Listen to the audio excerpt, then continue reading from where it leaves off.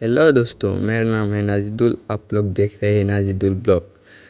আজি আছিলে শুকুৰবাৰ দিন। আমি জুম্মাৰ নামাজ পঢ়ি আমাৰ ইনভাইটেড আছিলে তাজমল বাইহঁতৰ ঘৰত। আমি দুইজন নামাজ পঢ়িলোঁ। ছাজিদুৰ আমাৰ ঘৰত আহিছিলে, দুজন একেলগতে নামাজ পঢ়ি এতিয়া আমি ওলাইছোঁ তাজমল বাইহঁতৰ ঘৰত। আমি দুজন কথা পাতি পাতি হাঁহি হাঁহি ৰাস্তাৰে গৈ আছোঁ। আমাৰ ঘৰৰ পৰা প্ৰায় 1.5 কিলোমিটাৰ গৈ টমটম বা বেলেগ গাড়ীত উঠিব লাগে তাৰ ঘৰত যাবলৈ।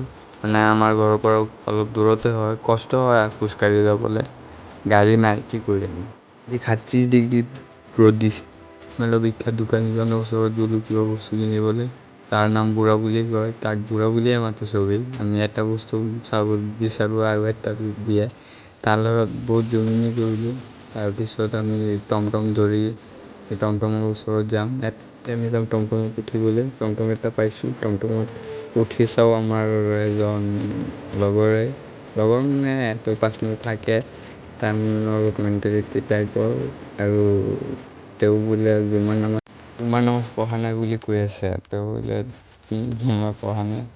আৰু আমি দুইজন টমটমত বহি তাৰ লগত বহুত কথা পাতিলোঁ। আৰু তেওঁ বোলে এটা ছোৱালী লাগে, ছোৱালী পটাব নোৱাৰে বুলি কৈছে। এতিয়া তাৰ ঘৰ পাই গ'ল, মানি যাব। তাৰ লগত বহুত জমনি কৰিলোঁ আৰু বহুত কথা পাতিলোঁ। এতিয়া আমি তাজমল বাইহঁতৰ ঘৰ আহি পাই গ'লোঁ। পাই ভাত খাবলৈ বহি গ'লোঁ।